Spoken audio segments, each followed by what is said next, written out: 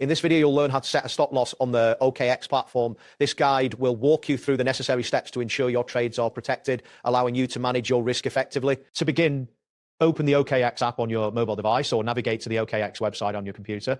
Once you are on the home page, locate the trade option, which is usually found in the main navigation menu. Click on this to access the trading section of the platform. Next, you will need to select the trading pair that you wish to set a stop loss for. For example, if you are trading Bitcoin against Tether, look for the pair labeled BTC/USD. This can typically be found in the search bar or in the list of available trading pairs. Click on your selected pair to proceed. After selecting your trading pair, find the TP/sell button, which stands for take profit and stop loss. This button is located near the buy and sell buttons on the trading interface. Tapping on TP/sell will open the options for setting your stop loss. From the options presented, choose stop loss.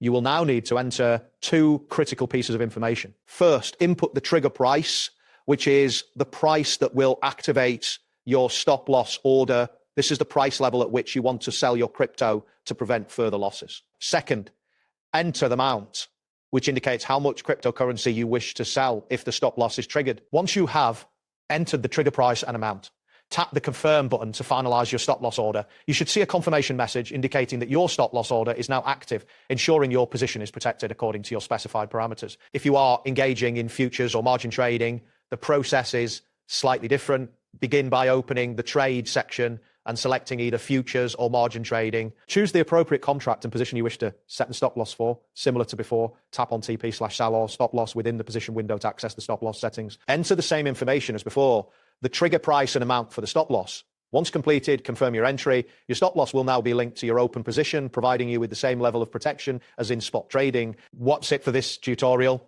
Thanks for watching. See you in the next one.